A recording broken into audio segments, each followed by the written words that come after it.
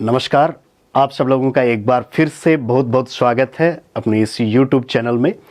हम आज आपके सामने फिर से एक निशुल्क परिचर्चा भारत के भूगोल के संदर्भ में भारत के वन्य जीवों की लेकर उपस्थित हैं। हम इस निशुल्क परिचर्चा में इस वन्य जीव के टॉपिक से परीक्षाओं में किस तरीके के प्रश्न पूछे जाते हैं उनके ऊपर बात करते हुए टॉपिक की व्याख्या करेंगे। यहाँ पर इसका जो हमने बेस बनाया है वो आपकी रीट परीक्षा या आरटेट परीक्षा में वन्य जीवों से जो प्रश्न पूछे गए हैं उनको हमने इसका आधार बनाया है। अब तक कौन कौन से ऐसे प्रश्न आपको यहाँ से पूछे जा चुके हैं, उनके नज़दीक के अन्य कौन से प्रश्न पूछे जा सकते हैं, उन सब की बात करते हुए हम यहाँ पर इस चैनल पर बात करेंगे। देखिए, सबसे पहले हम नज़र डालना चाहेंगे कि अब तक वन्य जीवों के इस टॉपिक में से किस तरीके का प्रश्न आ चुका है।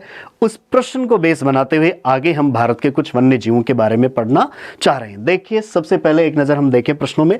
यहाँ पर रीट परीक्षा में आपको इस टॉपिक से, भारत के वन्य जीवों के टॉपिक से 2 प्रश्न पूछे जा चुके हैं। कौन कौन से 2 प्रश्न आपको यहाँ पर किए गए हैं उनकी सबसे पहले हमें यहाँ पर बात करनी होगी। तो देखिए, वो जो 2 प्रश्न आपको यहाँ पर किए गए हैं उनमें से सबसे पहला प्रश्न जो है वो आरटेट परीक्षा 2012 में आपको पूछा गया है। इस आरटेट परीक्षा 2012 में जो प्रश्न पूछा गया है, क्या प्रश्न पूछा गया है, देखिए यहाँ पर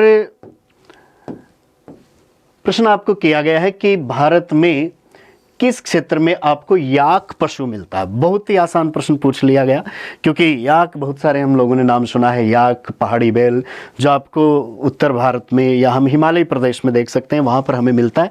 और यहाँ पर जो आपके लिए ऑप्शन दिए गए उनमें जो सुंदरवन क्षेत्र, अरुणाचल प्रदेश, दार्जिलिंग, लद्दाख, ये सारे क्षेत्र थे और उनमें सबसे सही जो आपके सामने ऑप्शन था वो था लद्दाख। लद्दाख क्षेत्र में आपको याक काफ़ी देखने को मिलता है। कैसा होता है, क्या याक की विशेषताएं हैं, ये सारी बातें हम इस टॉपिक में आगे चलकर और जानेंगे।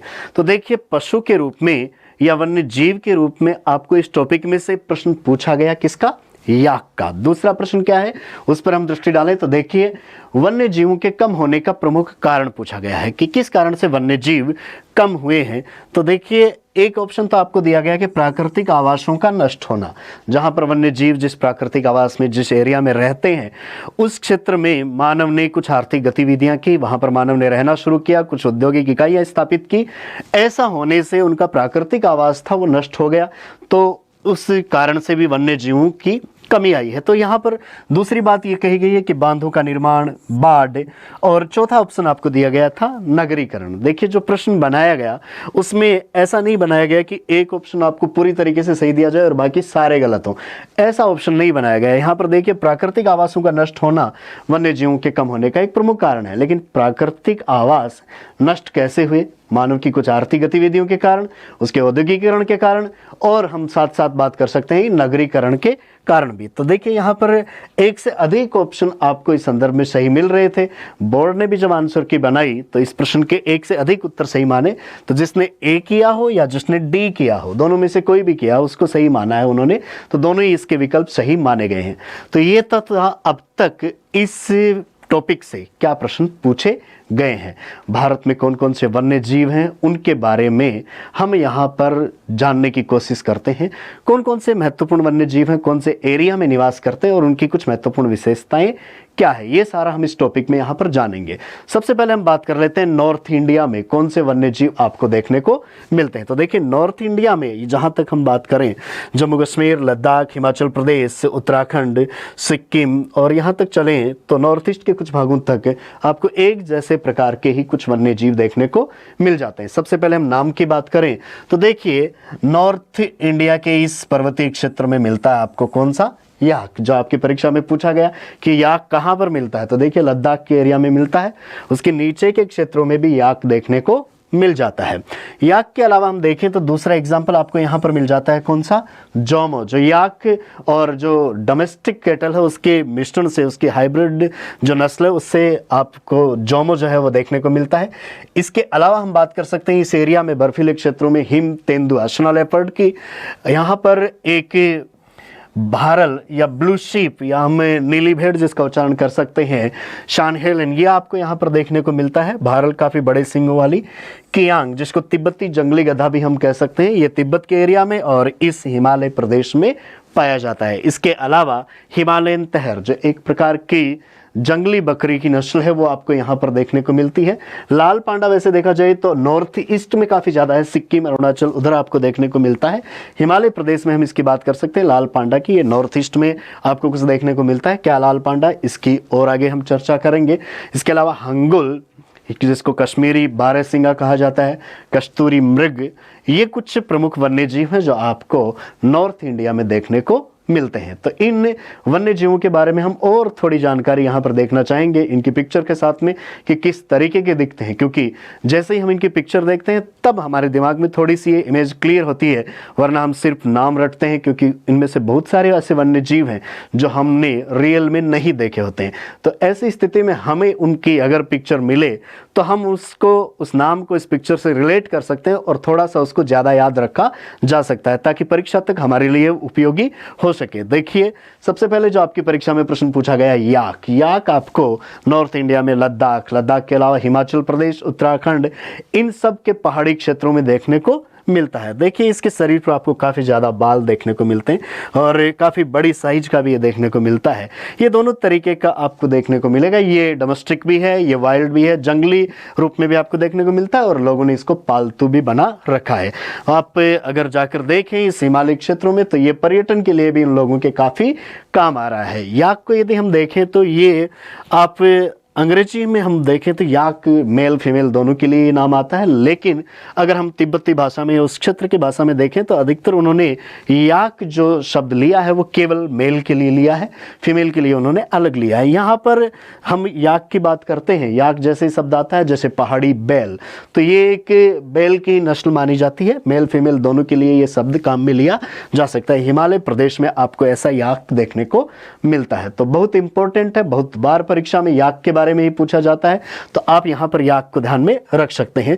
जो वाइल्ड है, जो जंगली है, वो थोड़े से गहरे रंग में आपको देखने को मिल जाते हैं। जो घरेलू हैं वो थोड़े से आपको हल्के सफेद या आप ब्राउन कलर में उनको देख सकते हैं। नेक्स्ट, अगला जो वन्य जीव है, अगला जो पशु है यहाँ पर वो है जोमो। ये याक की ही एक नस्ल है।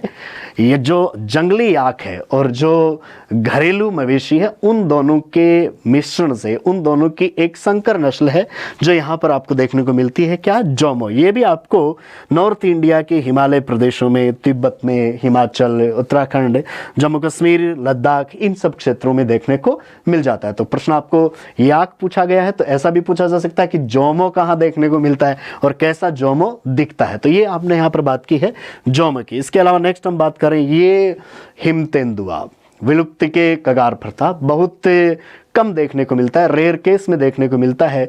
बर्फीले क्षेत्रों में, पहाड़ों पर हिम तेंदुआ पाया जाता है। स्नो लेपर्ड को यहाँ पर संकटग्रस्त प्रजाति की सूची में डाला गया है और ये बहुत कम ही देखने को मिलता है। जिन क्षेत्रों में निवास करता है वहाँ पर भी लोग देखने को जाएं तो ये काफ़ी मुश्किल से ही देखने को मिलता है। इसकी जो हम कुछ संख्या देखें कौन कौन से क्षेत्रों में मिलता है, तो आप देखिए, यदि हम कश्मीर, लद्दाख इनकी बात करें तो हेमिश वैली जो नेशनल पार्क है वहाँ पर, कश्मीर के डचीगाम में ये देखने को मिलता है। हिमाचल प्रदेश में आगे हम चलें तो वहाँ पर आपको जो ग्रेट हिमालयन नेशनल पार्क है उसमें पिन वैली में, उत्तराखंड में गंगोत्री और नंदा देवी में भी ये पाया जाता है। इसके अलावा सिक्किम में देखा जाए तो कंचनजंगा और अरुणाचल प्रदेश के नामदफा में भी ये स्नो लेपर्ड देखा जा सकता है। बहुत ही खतरनाक दिखने वाला है स्नो लेपर्ड। इसके बारे में हम थोड़ी सी और यहाँ पर विस्तृत बात कर सकते हैं, कैसा दिखता है। हम इसके साक्षात दर्शन कर लें, इसके चलते हुए इसको देख लें यहाँ पर।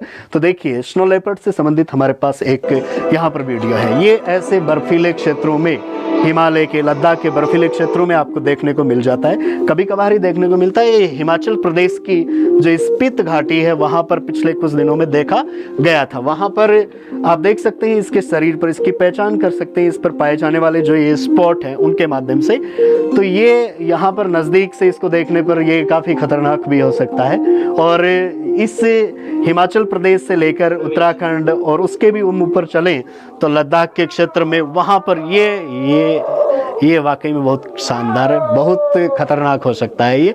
ये आपको यहाँ पर देखने को मिल सकता है। देखिए, यहाँ पर हमने जो बात की है वो इस स्नो लेपर्ड की यहाँ पर की है। स्नो लेपर्ड के अलावा नेक्स्ट जो अगला आपको वन्य जीव यहाँ पर इस क्षेत्र में देखने को मिलता है, देखिए, हमें इस वन्य जीव को, टॉपिक को क्योंकि इन सब को हमें बहुत से नज़दीक से जानने का मौका नहीं मिलता है, इसलिए हम इस टेक्नोलॉजी के माध्यम से इनके और करीब जाना चाहते हैं ताकि हमें अच्छी तरीके से इनकी इमेज क्लियर हो सके।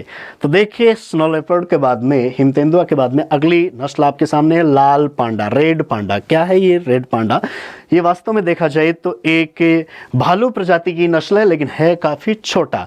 आपको देखने में ये लगभग बिल्ली जैसा लग सकता है, बहुत छोटी नस्ल है, भालू की नस्ल है, लेकिन संकटग्रस्त प्रजाति है, इसकी संख्या बहुत कम बची है और ये आपको स्पेशली देखा जाए तो सिक्किम में देखने को मिल सकता है, या हम कह दें कि ये हिमालय का जो भी क्षेत्र है उसमें ये आपको रेड पांडा देखने को मिल सकता है। देखिए, रेड पांडा के संदर्भ में हम यहाँ पर जो कुछ जानकारी जुटा रहे हैं उसमें देखा जाए तो ये जैसे ही गर्मी का मौसम होता है तो उसमें देख रहे हैं आप एक पेड़ पर ये पूरी तरीके से अपने पैरों को फैला कर सोता है, लेकिन जैसे ही सर्दी का मौसम होता है तो ये उस समय अपनी पूंछ से अपने मुख तक ढक लेता है, इतना सिकुड़ कर भी सोता है।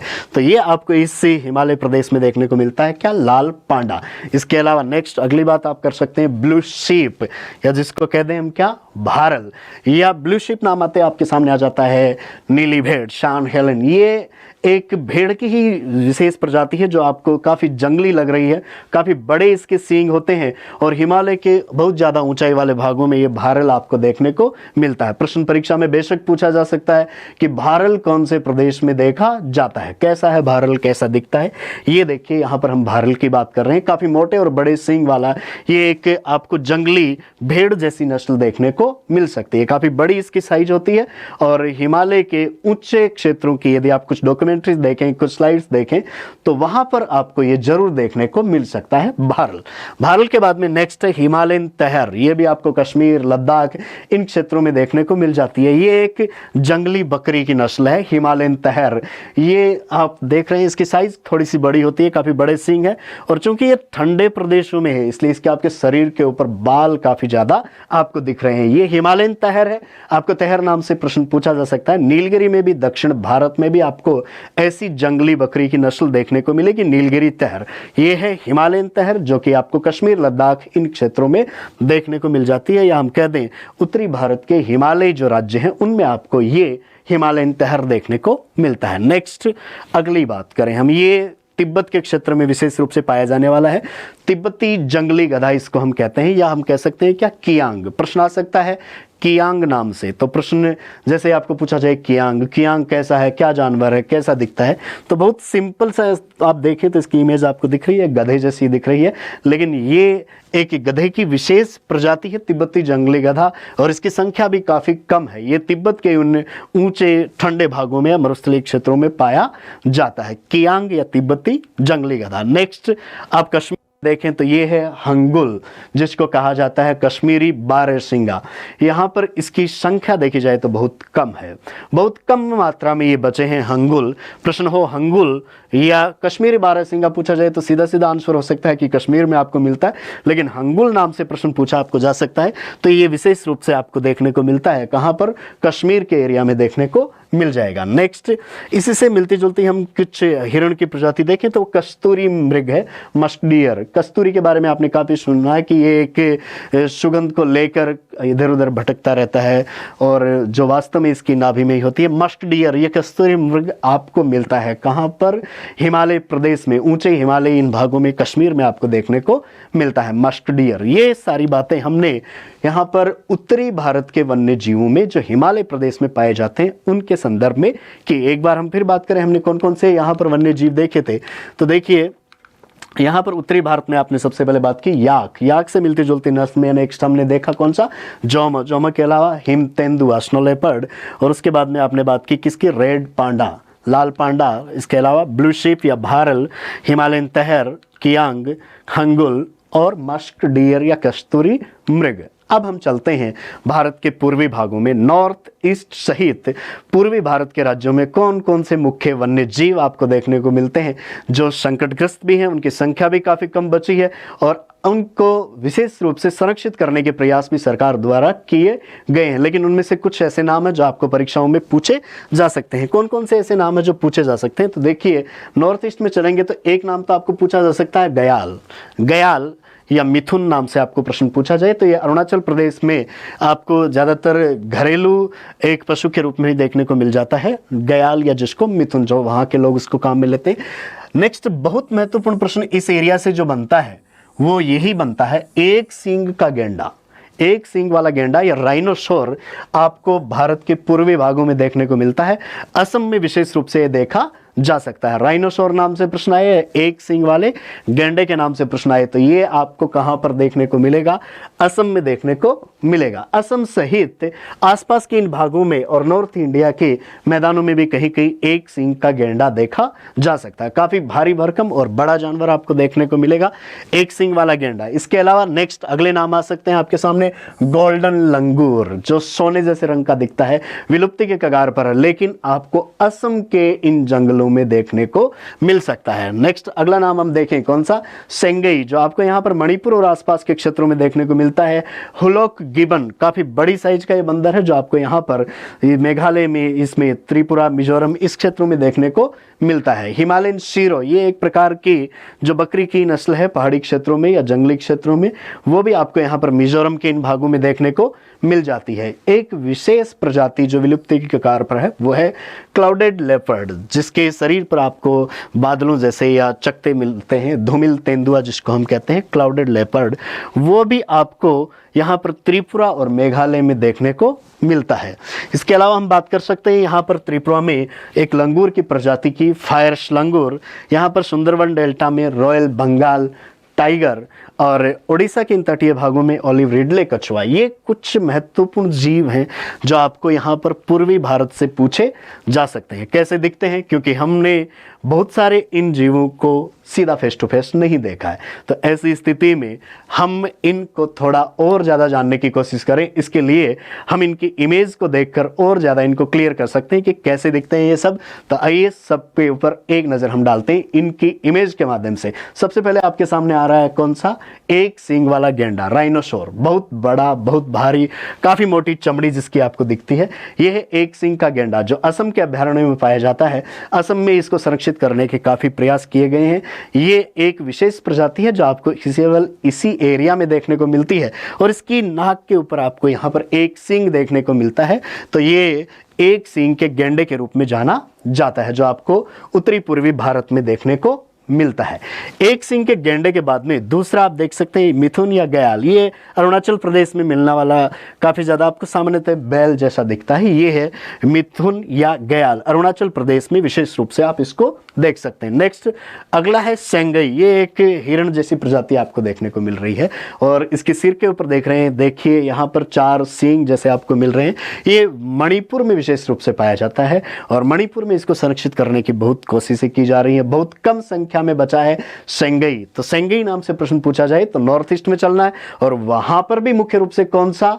मणिपुर में आप देख सकते हैं किसको? सेंगई को। सेंगई के बाद में नेक्स्ट अगला ये है गोल्डन लंगूर, बिल्कुल सोने जैसा दिखता है, बिल्कुल इसके जो फर हैं वो स्वर्णिम है, पीले रंग के हैं और ये पूरी दुनिया में बहुत कम संख्या में बचा है गोल्डन लंगूर। लेकिन आपको यदि ये देखना है तो ये असम के जंगलों में कहीं कहीं देखा जा सकता है। ये संकटग्रस्त प्रजातियों में से एक है गोल्डन लंगूर। बाकी सारे शरीर पर आप देख सकते हैं पीले या सुनहरे रंग के फर हैं, लेकिन यहाँ पर इसके आप मुख को देखें तो वो पूरी तरीके से काले रंग का आपको देखने को मिलता है। गोल्डन लंगूर के बाद में नेक्स्ट फायर्स लंगूर, ये आपको विशेषकर त्रिपुरा, मिजोरम इन भागों में देखने को मिलता है, काफ़ी नीचे वाले भागों में। और नेटिव विशेष रूप से देखा जाए तो ये यहाँ पर बांग्लादेश, म्यांमार इन क्षेत्रों में भी आपको देखने को मिलता है। यहाँ पर अगर हम देखें फायर्स लंगूर को तो इसमें कुछ विशेषताएं आप देख सकते हैं। देखिए आंखों के चारों तरफ आपको सफ़ेद रंग के घेरे देखने को मिलते हैं और इसी के अलावा इसके मुख पर देखें तो ऊपरी और निचला जो होंठ है वो भी दोनों आपको कैसे रंग के दिखते हैं? सफ़ेद रंग के। इनसे आप इसकी एक विशेष पहचान बनती है फायर्स लंगूर की। और ये देखिए सामान्यतः यदि हम देखें तो इनमें जो नर है वो सामान्यतः ऐसे काले रंग के डार्क इस कलर में आपको दिखते हैं, लेकिन जो इनमें मादा है उनका रंग भूरे से लेकर लगभग हल्का या सफ़ेद होता है। और इनमें एक और महत्वपूर्ण बात है कि इनमें जो मादा है वो बड़े साइज की होती है, बड़ी होती है। ये नर की आप यहाँ पर फोटो देख रहे हैं, एक इमेज देख रहे हैं। तो ये आपको त्रिपुरा, मिजोरम इन क्षेत्रों में मिलता है। कौन सा? फायर्स लंगूर। इसके अलावा अगला आप देख रहे हैं हुलॉक गिबन। गिबन की जो बड़ी प्रजातियां हैं उनमें आप देखना चाहिए तो यहाँ पर थाईलैंड, इंडोनेशिया उन क्षेत्रों में जो सिमांग पाया जाता है, उसके बाद में दूसरे नंबर का बड़ा गिबन है वो हुलॉक गिबन है। और ये आपको नॉर्थ ईस्ट इंडिया के इन असम, यहाँ पर मणिपुर, मेघालय इन क्षेत्रों में कहीं कहीं देखने को मिल जाता है हुलॉक गिबन।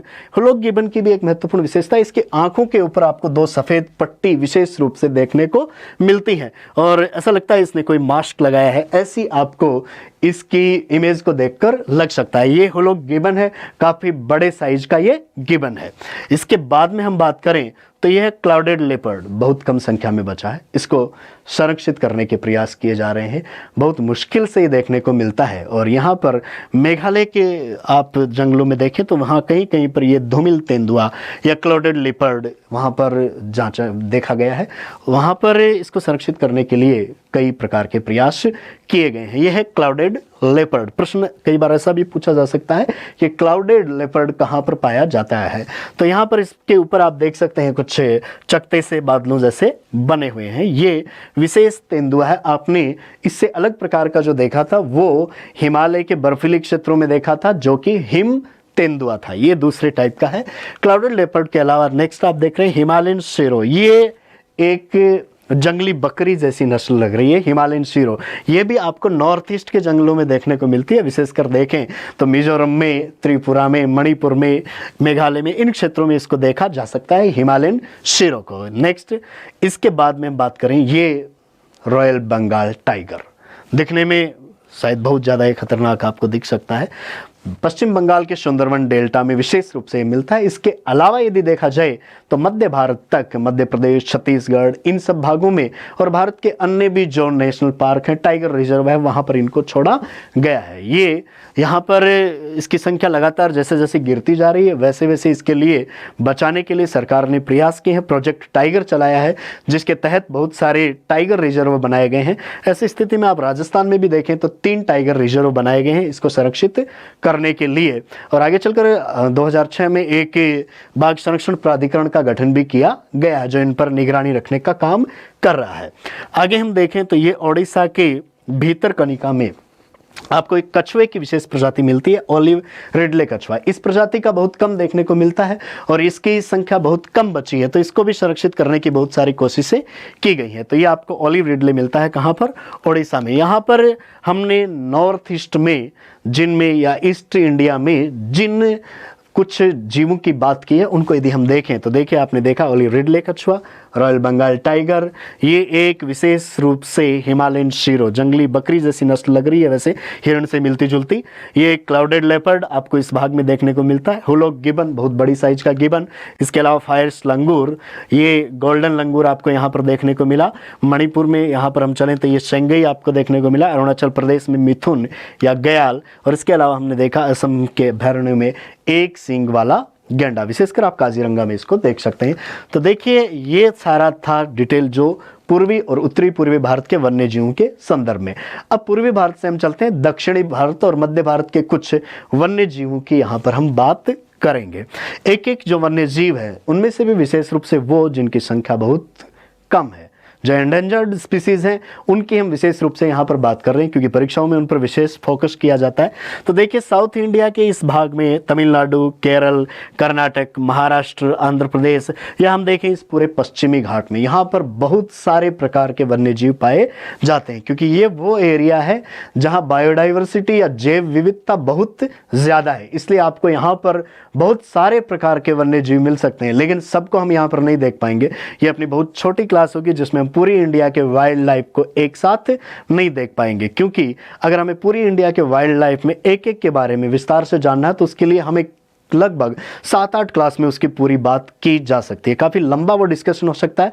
यहाँ पर हम एक क्लास के डिस्कशन में पूरी इंडिया के वाइल्ड लाइफ को जानना चाहेंगे। तो देखिए, साउथ इंडिया में विशेषकर आप चलें तो नीलगिरी में, तमिलनाडु की पहाड़ियों में, कर्नाटक केरल की सीमा पर नीलगिरी लंगूर, नीलगिरी मार्टन जो विशेष रूप से एक नेवले की प्रजाति है, नीलगिरी ताहर एक जंगली बकरी की नस्ल है, स्लेंडर लॉरिस जो बहुत छोटे आकार का एक बंदर है, यहाँ पर मालाबार स्पॉटेड सिवेट एक बिल्ली की विशेष प्रजाति यहाँ पर पाई जाती है, इंडियन पेंगोलिन लगभग विलुप्ति के किगार पर जो आपको मिलता है, लॉइन टेल्ड मकेक, ये वाकई में जो देखा जाए वो आपको कंफ्यूज करने वाला हो सकता है, लॉइन टेल्ड मकेक, ब्लैक पेंथर यहाँ पर कर्नाटका के इन जंगलों में, काबिनी भद्रा इन जो वन्य जीव अभ्यारण्य है उनमें विशेष रूप से मिलता है, स्लॉथ बियर आलसी भालू के रूप में जिसको जानते हैं, ये भी आपको कर्नाटका के इन भागों में देखने को मिलता है, गौर या बाइसन जो कि एक प्रकार का जंगली सांड है जो कि मध्य भारत से लेकर दक्षिणी भारत तक कहीं कहीं पाया जाता है। अब ये जो सारे वन्य जीव हमने दक्षिणी भारत के देखे हैं, इनको हम थोड़ा और डिटेल से उसी तरीके से इनकी इमेज के माध्यम से, इनके चित्रों के माध्यम से देखना चाहेंगे, ताकि जैसे ही नाम आए हमारे दिमाग में उसकी पिक्चर क्लियर हो कि ये जीव दिखता कैसा है। क्योंकि आप पूरी इंडिया घूमें, एक एक क्षेत्र में जाकर देखें तो भी हो सकता है कि ये आपको सीधे हूबहू दिखाई नहीं दे, क्योंकि ये जिनमें यहाँ पर देख रहे हैं कुछ एक खतरनाक भी हैं बहुत ज़्यादा, उस एरिया में जाना भी प्रतिबंधित होता है और आप जाएं तो उनको दिखना भी बहुत मुश्किल होता है क्योंकि संख्या बहुत कम है। ये जो बहुत सारी स्पीसीज हैं इनकी संख्या में लगातार गिरावट आती जा रही है। तो गिरती हुई संख्या के हिसाब से देखा जाए तो आप वहाँ पर जाएं और आपको दिख जाएं, इस बात की कोई गारंटी नहीं है। इसलिए हम हमारी इस डिजिटल टेक्नोलॉजी के माध्यम से ऐसा चाहते हैं कि आप सबको इन सब वन्य जीवों के बारे में थोड़ी और डिटेल से जानकारी मिल सके। तो देखिए, साउथ इंडिया के या वेस्टर्न घाट के इन बायोडाइवर्सिटी वाले क्षेत्रों में कौन कौन से मुख्य वन्य जीव मिलते हैं, एक नज़र सब पर। सबसे पहले देखिए,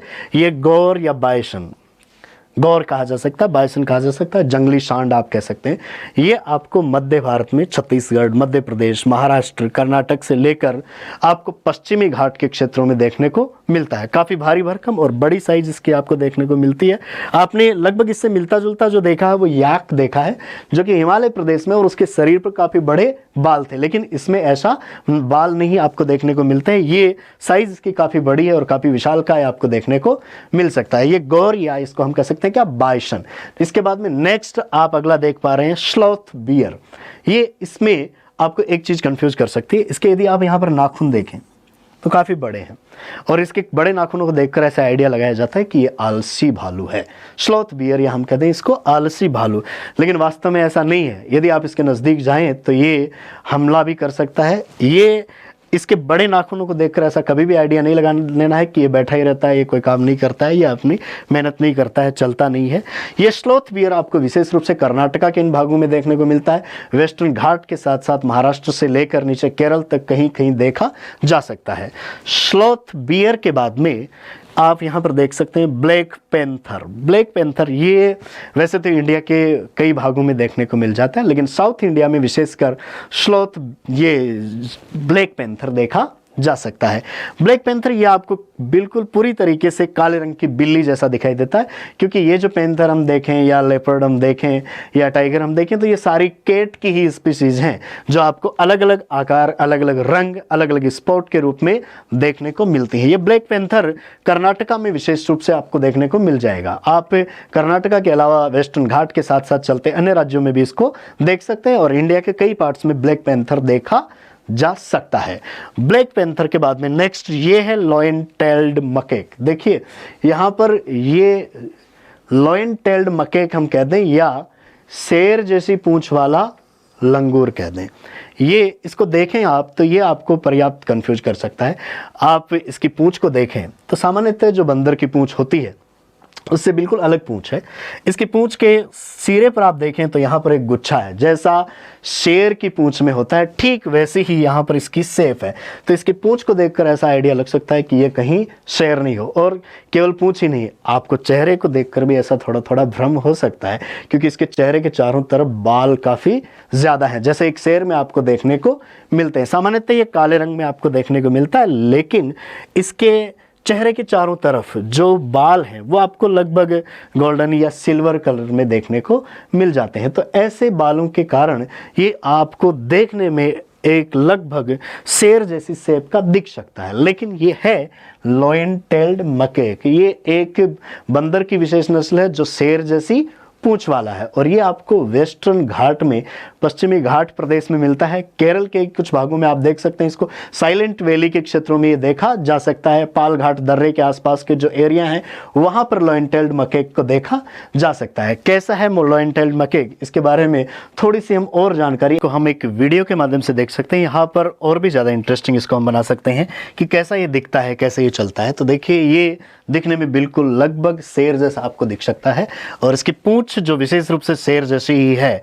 मुख में भी आप देखें तो ये लगभग शेर जैसा आपको लगता है, और इसको जो बोलने का तरीका है उसके आधार पर भी आप ऐसा आइडिया लगा सकते हैं। ये यहाँ पर आपको पश्चिमी घाट के इन क्षेत्रों में मिलने वाला है लॉयन टेल्ड मकेक, शेर जैसी पूंछ वाला लंगूर। जो देखिए, आप इन क्षेत्रों में सामान्य वानरों की तुलना में इसकी जो पूंछ है उसमें आपको एक गुच्छा देखने को मिलता है। जो इनमें से जो नर है उसकी पूंछ में ये गुच्छा काफी बड़ा होता है। इसके बाद में नेक्स्ट लॉयन टेल्ड मकेक के बाद में हम बात करना चाह रहे हैं इंडियन पेंगोलिन। साउथ इंडिया में पाया जाने वाला, ये बहुत कम या रेयर केस में ही कभी देखा जा सकता है, विलुप्ति के कगार पर है ये आपको इंडियन पेंगोलिन के, जिसके शरीर पर काफी ज्यादा ऐसे सल्क से बने हुए आपको देखने को मिल रहे हैं। ये आपको देखने को मिलता है साउथ इंडिया में कभी कभार, लेकिन ऐसा आपको नॉर्मली देखने को नहीं मिलेगा। इसके बाद में हम देखें तो ये देखिए मालाबार एरिया में, केरल के मालाबार एरिया में, केरल में विशेष रूप से ये मालाबार स्पॉटेड सिवेट, ये एक बिल्ली की नस्ल जो आप देख पा रहे हैं। यहाँ पर काफ़ी लंबी इसकी जो गर्दन होती है उसके लिए आपको विशेष अलग प्रकार की देखने को मिलती है। काफ़ी मोटी इसमें पूंछ भी आपको देखने को मिलती है। एक प्रकार की ये जंगली बिल्ली की नस्ल है मालाबार स्पॉटेड सिवेट। ये आपको देखने को मिलता है कहाँ पर, केरल के मालाबार क्षेत्रों में। नेक्स्ट ये है नीलगिरी लंगूर। ये लंगूर की एक जो अलग प्रजाति है वो तमिलनाडु की नीलगिरी की पहाड़ियों में आपको कुछ देखने को मिलती है। साथ ही ये आपको श्रीलंका में भी विशेष रूप से देखने को मिलता है। नीलगिरी लंगूर में इसके सिर के आसपास जो देखें तो ये थोड़े जो फर हैं वो अलग रंग के, बाकी शेष भाग आप देखें तो ये काले रंग के फरों वाला आपको देखने को मिलता है। इसकी संख्या काफ़ी कम हो चुकी है। इसके फरों के लिए और इसके मांस के लिए कई लोगों ने इसका शिकार किया, तो ऐसी स्थिति में ये काफ़ी कम संख्या में बचे हैं। विशेषकर आपको भारत के कौन से एरिया में देखने को मिल सकते हैं, ये नीलगिरी क्षेत्र में देखने को मिलता है। कौन सा? नीलगिरी लंगूर। इसके बाद में नेक्स्ट आपके सामने अभी स्क्रीन पे आ रहा है नीलगिरी मार्टन।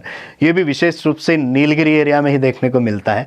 देखकर हमें ऐसा लगता है कि ये बहुत बड़े किसी वन्य जीव की स्पीसीज होगी, बहुत बड़ा देखने में मिलता है। ये एक विशेष प्रकार का नेवला है जो कि आपको नीलगिरी एरिया में ही देखने को मिलता है। ये काफ़ी एग्रेसिव या डरावने मूड में होता है, काफ़ी ऊंचा हो जाता है, लेकिन ये देखने को मिलता बहुत कम है। ये बहुत ज़्यादा एंडेंजर्ड स्पीसीज है, ये संकटग्रस्त प्रजाति है, सामान्यतः आपको वहाँ पर देखने को नहीं मिलती है। लेकिन पाया कहाँ जाता है? नीलगिरी क्षेत्रों में पाया जाने वाला विशेष प्रकार का मार्टन या नेवले की ये प्रजाति है। नेक्स्ट अगला जो आप देख रहे हैं अभी नीलगिरी तहर। आपने हिमालय क्षेत्र में देखा था हिमालयन तहर, और यहाँ पर हम देख रहे हैं दक्षिणी भारत की नीलगिरी की पहाड़ियों में नीलगिरी तहर। ये एक प्रकार की जंगली बकरी की नस्ल है, काफ़ी बड़ी है साइज में, पूंछ आपको काफ़ी छोटा देखने को मिल सकता है, सींग इसके काफ़ी बड़े हैं। ये एक विशेष नस्ल आपको नीलगिरी क्षेत्रों में जंगली बकरी की देखने को मिलती है। ये स्लेंडर लॉरिश बहुत अलग टाइप का सही जीव आपको दिखने वाला। ये एक वानर की ही प्रजाति है, बहुत छोटा है, और ये सामान्यतः कीड़े मकोड़े खाता है। कीड़े मकोड़ों पर आश्रित रहने वाला ये है स्लेंडर लॉरिश, जो आपको साउथ इंडिया में कहीं नीलगिरी और उसके आसपास के क्षेत्रों में ही देखने को सिर्फ मिलता है, नीलगिरी के आसपास के भागों में स्लेंडर लॉरिश।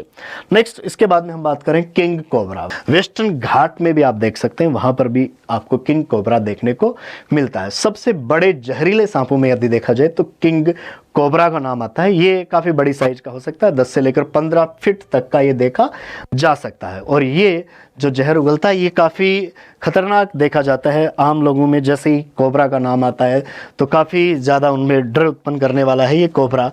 ये किस तरीके का इसका व्यवहार आपको देखने को मिलता है वो यहाँ पर हम इस कोबरा को और ज़्यादा थोड़ा जीवंत करने के लिए एक वीडियो के माध्यम से देखना चाहेंगे। देखिए काफ़ी चौड़ा ये फन कर लेता है, जब ये आक्रामक हो जाता है तब वहाँ पर काफ़ी ज़्यादा आक्रामकता आप देख सकते हैं। इसकी जो जीभ है ये देखिए 2 भागों में बटी हुई है और 2 भागों में विभाजित इस जीभ से ये अपने शिकार की पहचान कर लेता है सूंघ कर, और वहाँ तक ये पहुँच जाता है। ये काफ़ी ज़्यादा आपको इसका जो सिर है यहाँ से काफ़ी चौड़ा दिख सकता है और ये काफ़ी दूरी तक अपना जो जहर है वो उगलकर फेंक सकता है। ये विशेष प्रजाति आपको देखने को मिलती है भारत में कहीं कहीं, भारत के अलावा भी अन्य भागों में भी आपको ये देखने को मिल जाता है। तो देखिए इसको हम थोड़ा गौर से नज़दीक से देखें तो वैसे आमतौर पर हम लोगों ने सांप की जो अनेक नस्लें देखी है उनसे थोड़ी सी अलग है कोबरा की, काफ़ी दूरी तक ये जहर फेंक सकता है और आम लोगों में जैसे ही इसको जब लोग देखते हैं तो उनके सामने एक डर की स्थिति उत्पन्न कर सकता है। आपके जो रेप्टाइल्स हैं या जो सरीसृप हैं उनमें भारत में इसकी देखिए जीभ से ये अपने शिकार के सूंघ कर उसकी पहचान करता है। जीभ इसकी फोर्क्ड है, 2 भागों में बटी हुई है।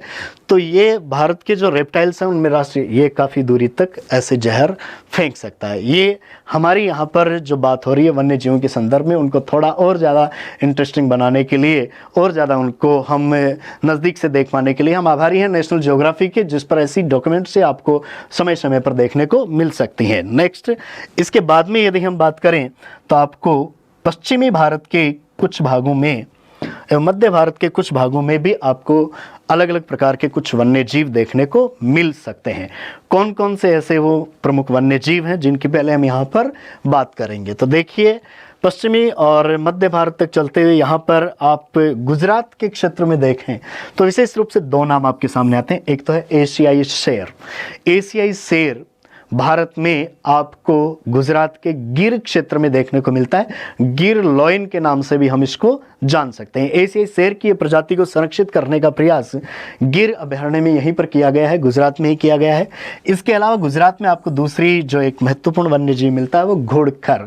ये भी बहुत ज़्यादा कम संख्या में बचा है, जो कच्छ के रण में पाया जाता है, लिटिल रण में आपको देखने को मिलता है। राजस्थान के उत्तरी और पश्चिमी भागों में यहाँ पर हम देखें तो गोडावण, जिसकी संख्या बहुत कम बची है, ये आपको देखने को मिलता है। काला हिरण जो आप ताल छापर चूरू में यदि देखें तो वहाँ पर आपको देखने को मिल जाते हैं। चिंकारा यहाँ पर नॉर्थ और वेस्ट राजस्थान के कुछ भागों में देखने को मिलते हैं। दक्षिणी राजस्थान में यदि हम देखें तो चित्तौड़गढ़, यहाँ पर प्रतापगढ़, इन भागों में चलें तो वहाँ पर सीता माता अभयारण्य में आपको चौसिंगा, उड़न गिलहरी ये आपको देखने को मिल जाते हैं। और चंबल नदी के क्षेत्र में हम देखें तो घड़ियाल की विशेष प्रजाति वहाँ देखी जाती है। इन सब को भी एक इमेज के माध्यम से, एक चित्र के माध्यम से हम देखना चाहेंगे कि कौन सा किस टाइप का दिखता है। शेर वैसे देखा जाए तो बहुत कॉमन पिक्चर है आपके सामने।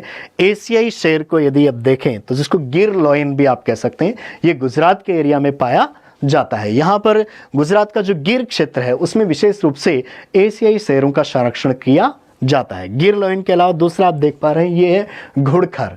ये एक गधे और घोड़े की मिश्रित आप नस्ल मान सकते हैं, जिसकी संख्या काफ़ी कम बची है। इसको हम घुड़खर के नाम से जानते हैं। गुजरात के कच्छ क्षेत्र में ये पाया जाता है, सीमित संख्या में वहाँ देखा जा सकता है। नेक्स्ट ये आप देख रहे हैं यहाँ पर पश्चिमी भारत के इन भागों में चिंकारा, विशेष रूप से हम देखेंगे जोधपुर, चूरू, यहाँ पर इस एरिया में, नागौर एरिया में कई बार विचरण करते हुए देखे जा सकते हैं। काला हिरण यहाँ पर ये आपको ताल छापर के विशेष क्षेत्रों में मिल जाता है। उसके अलावा भी पश्चिमी राजस्थान के कुछ भागों में देखा जाता है ये काला हिरण।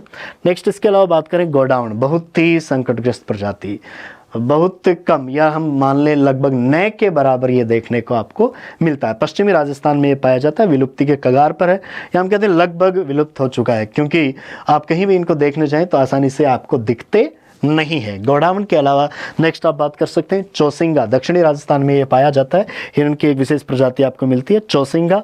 इसके अलावा उड़न गिलहरी, गिलहरी की एक विशेष प्रजाति भी आपको दक्षिणी राजस्थान के सीता माता अभयारण्य में देखने को मिलती है। नेक्स्ट इसके बाद में चंबल नदी के क्षेत्र में बात करें तो ये घड़ियाल की विशेष प्रजाति है। घड़ियाल के लिए प्रसिद्ध कौन सा एरिया है, ऐसा प्रश्न भी कई बार आता है।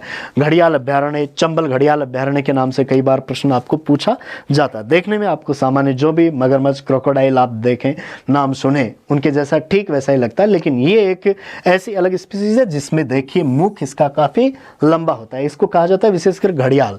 नॉर्मली हम जो क्रोकोडाइल देख रहे हैं उसका मुख कुछ अलग प्रकार का होता है, होता है जो पीछे से कुछ चौड़ा और आगे जाकर संकड़ा त्रिभुजाकार आकृति का हो जाता है, जैसे सामान्य छिपकलियों में, लिजार्ड में होता है।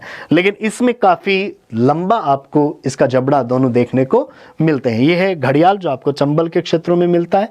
और इसके अलावा नॉर्थ इंडिया में हम देखें तो गंगा नदी में आपको देखने को मिलता है गंगा डॉल्फिन, गंगा सोंस। ये भारत का राष्ट्रीय जलीय जीव जो आपको गंगा में कहीं कहीं देखने को मिल जाता है। तो यहाँ पर भारत के विभिन्न भागों में कौन कौन से वन्य जीव पाए जाते हैं, किस तरीके के वो दिखते हैं, उनको थोड़ा और नज़दीक से जानने का हम यहाँ पर कोशिश कर रहे हैं। तो भारत के विभिन्न भागों में, नॉर्थ में, नॉर्थ ईस्ट और ईस्ट में, साउथ इंडिया में, वेस्ट इंडिया में, मिडिल इंडिया में, नॉर्थ इंडिया में, इन सब भागों में हमने पाए जाने वाले विभिन्न प्रकार के वन्य जीवों के बारे में थोड़ी सी जानकारी ली है। लेकिन एक दूसरा पक्ष भी इस टॉपिक से आपको प्रश्नों का पूछा जा सकता है। क्या बात यहाँ पर दूसरी पूछी जा सकती है? कई बार ऐसा परीक्षा में प्रश्न होता है कि वन्य जीवों के संरक्षण के लिए क्या क्या कोशिशें की जा रही है। तो उसमें भी से भी कुछ बातें परीक्षा में जो आने लायक हैं उनको हम यहाँ पर देखना चाहेंगे। तो वन्य जीवों के संरक्षण के जो प्रयास किए गए हैं उनमें से एक सबसे महत्वपूर्ण प्रश्न है जो सभी परीक्षाओं की दृष्टि से महत्वपूर्ण रहता है, वो है वन्य जीव संरक्षण अधिनियम कब का है, ये पूछा जाता है। तो 1972 का वन्य जीव संरक्षण अधिनियम है। भारत में भारतीय वन्य जीव संस्थान जो कि देहरादून में स्थापित किया गया है, कब? 1982 में। ये कुछ दो प्रश्न आपको मुख्य रूप से वहां से पूछे जा सकते हैं।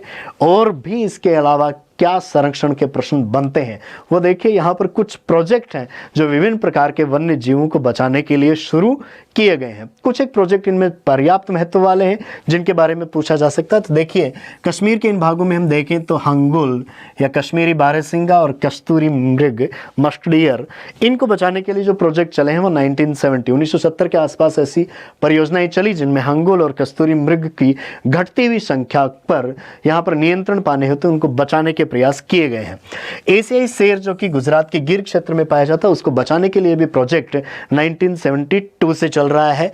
इसके अलावा टाइगर को बचाने के लिए जो प्रोजेक्ट चल रहा है वो 1973 से जो टाइगर प्रोजेक्ट चला है उसमें भारत में अब तक 50 टाइगर रिजर्व बनाए जा चुके हैं। 3 राजस्थान में भी ऐसे टाइगर रिजर्व हैं जिनमें आपको रणथंभौर, सरिस्का और मुकुंदरा हिल्स ये आपको देखने को मिल सकते हैं। अगर हम घड़ियाल की बात करें, जो विशेष प्रजाति अभी हमने बात की चंबल की, तो यहाँ पर उसको बचाने के लिए जो प्रोजेक्ट क्रोकोडाइल ब्रीडिंग प्रोजेक्ट के नाम से या घड़ियाल प्रजनन परियोजना के नाम से 1975 से चलाया गया है।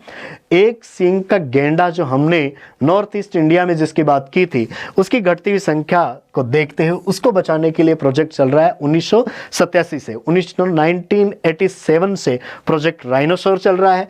एलिफेंट, हाथी की घटती संख्या को ध्यान में रखते हुए हाथी को बचाने के जो प्रयास किए गए 1992 से किए गए हैं। हाथी आप देखें तो पूर्वी भारत से लेकर दक्षिणी भारत तक आपको हाथियों की काफी संख्या देखने को मिलती है। ये जो प्रोजेक्ट है जो 1992 में चली है हाथी परियोजना, इसके अंतर्गत अब तक भारत में 32 हाथी रिजर्व बनाए जा चुके हैं। 32 एलिफेंट रिजर्व इसके अंतर्गत अब तक आ चुके हैं। गिद्धों को संरक्षित करने के लिए जिनकी संख्या आप देखें तो बहुत कम, आपको बहुत कम या नए के बराबर देखने को मिलती है। कुछ चोरू, बीकानेर, इस क्षेत्र में कहीं कहीं हो सकता है कि देखने को मिल जाए, बाकी लगभग विलुप्त हो चुका है।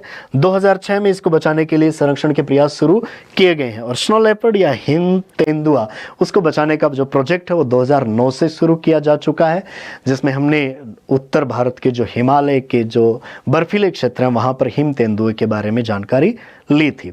तो देखिए, भारत के वन्य जीव कौन कौन से हैं, कौन से क्षेत्रों में रहते हैं, उनको संरक्षित करने के लिए क्या कोशिशें की गई है, इन सब पर हमने आज की क्लास में फोकस किया है। इस निःशुल्क परिचर्चा में हमने रीट परीक्षा में वन्य जीवों के संबंध में क्या प्रश्न पूछा गया उस प्रश्न के माध्यम से इन वन्य जीवों का कुछ विश्लेषण करने की कोशिश की है। तो देखिए, ऐसे ही कुछ अन्य टॉपिक के साथ हम भूगोल को काफ़ी सरल बनाने के लिए प्रयास करते रहेंगे। उसके लिए हम आगे चलकर कुछ और नई कक्षाओं के माध्यम से आपके सामने उपस्थित होंगे। तब तक के लिए धन्यवाद।